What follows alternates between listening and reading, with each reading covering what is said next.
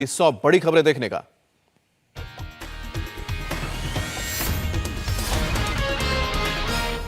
BJP अध्यक्ष JP Nadda को भी राम मंदिर प्राण प्रतिष्ठा कार्यक्रम का मिला निमंत्रण। आलोक कुमार और नृपेंद्र मिश्रा ने सौंपा निमंत्रण पत्र। आज फिर अयोध्या दौरे पर आएंगे यूपी के सीएम योगी आदित्यनाथ। तो स्वच्छता कार्यक्रम की शुरुआत करेंगे। आज से पूरे यूपी में सफाई का बड़ा अभियान शुरू होने जा रहा है। ग्राम प्रधानों को सौंपा गया है टास्क। पीएम मोदी के आह्वान के बाद आज से देश भर में स्वच्छता अभियान की शुरुआत। बीजेपी नेता पूरे देश में सफाई अभियान में हिस्सा लेंगे। बीजेपी अध्यक्ष जेपी नड्डा आज दिल्ली में स्वच्छता अभियान की करेंगे शुरुआत। सुबह 11 बजे दिल्ली के करोल बाग में गुरु रविदास मंदिर में शुरू करेंगे अभियान। पीएम मोदी के आह्वान के बाद आज से देश भर के करीब 5 लाख मंदिरों में स्वच्छता अभियान की शुरुआत होगी। इन्हीं मंदिरों में प्राण प्रतिष्ठा का सीधा प्रसारण भक्तों को दिखाया जाएगा।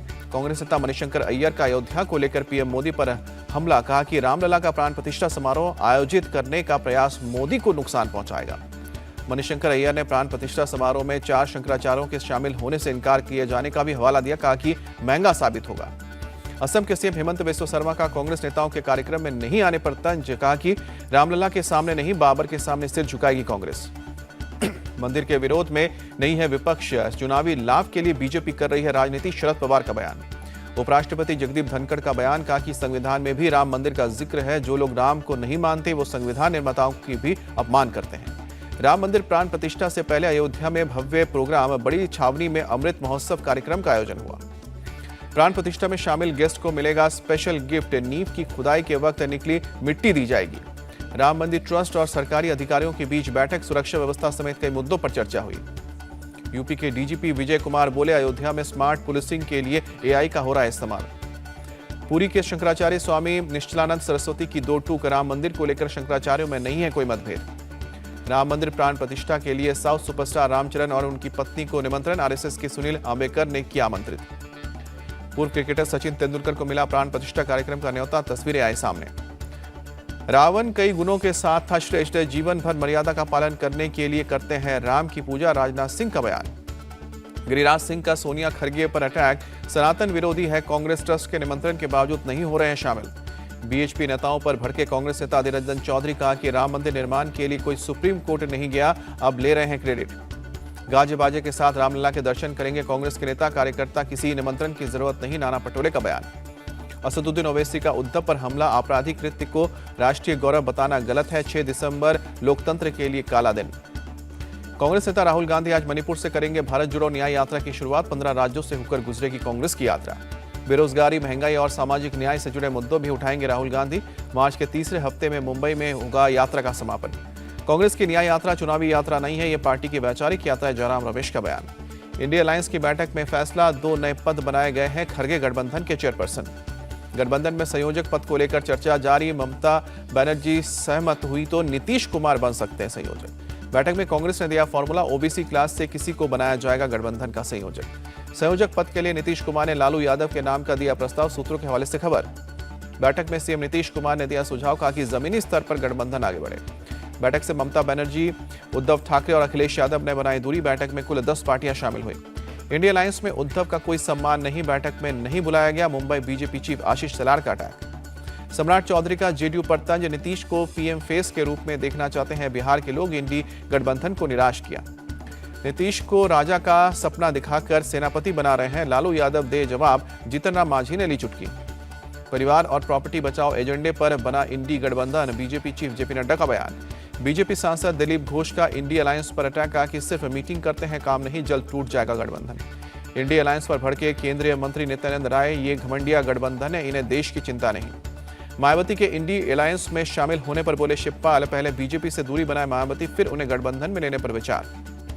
मुंबई में उत्तर भारतीय सम्मेलन में सपा नेता शिवपाल यादव का बीजेपी पर हमला। कहा कि ईडी और सीबीआई के नाम पर डराया जा रहा है। 61% युवा लोग सबसे बड़ी ताकत। विकसित भारत बनाने में निभा सकते हैं भूमिका। नमो नव भारत अभियान कार्यक्रम में बोले जेपी नड्डा।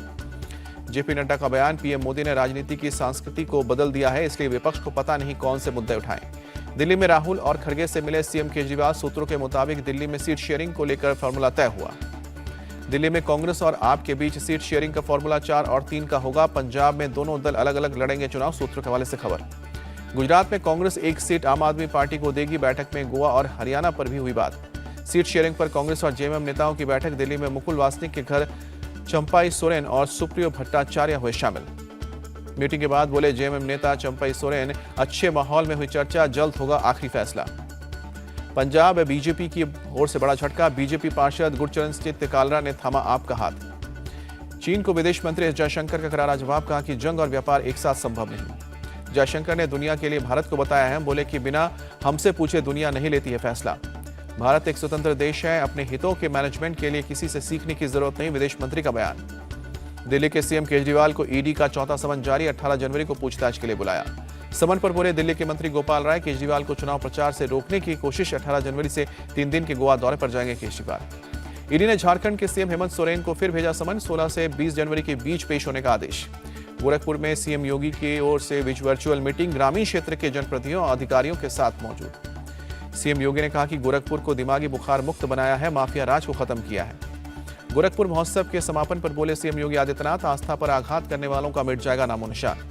बिहार में 96,000 से ज्यादा शिक्षकों को बांटे गए नियुक्ति पत्र, पहले चरण में 1,20,000 नियुक्ति पत्र बांटे गए थे। 51% महिलाएं बनी शिक्षक, आधी आबादी को प्रोत्साहित कर रही है सरकार, नीतीश कुमार का बयान।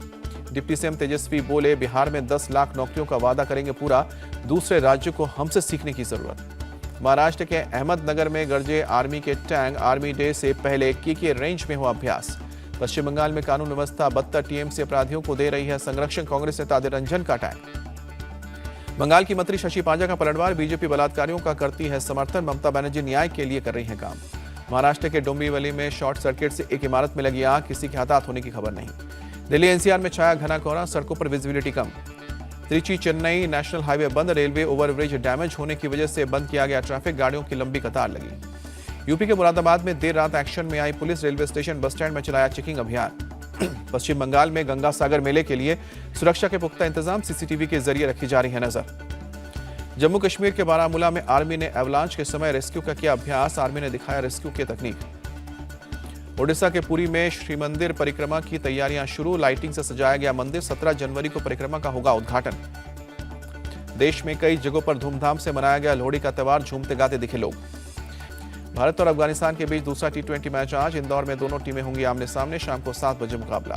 क्रिकेटर युवराज सिंह का बयान, आने वाले कुछ सालों में निभाऊंगा मॉन्टोर का भूमिका। रणजी मैच में इंजर्ड हुए प्रसिद्ध कृष्णा इंग्लैंड के खिलाफ टेस्ट टीम से बाहर। एशिया कप फुटबॉल में भारत की खराब शुरुआत, ऑस्ट्रेलिया से 2-0 से हारी टीम। ओलंपिक क्वालीफायर में अमेरिका के खिलाफ भारतीय विमेंस हॉकी टीम की शर्मनाक हार, 1-0 से जीत मिली। सात्विक चिराग ने वर्ल्ड चैंपियन कोरिया की शटलर जोड़ी को हराया, सीधे सेटों में अपने नाम किया मुकाबला।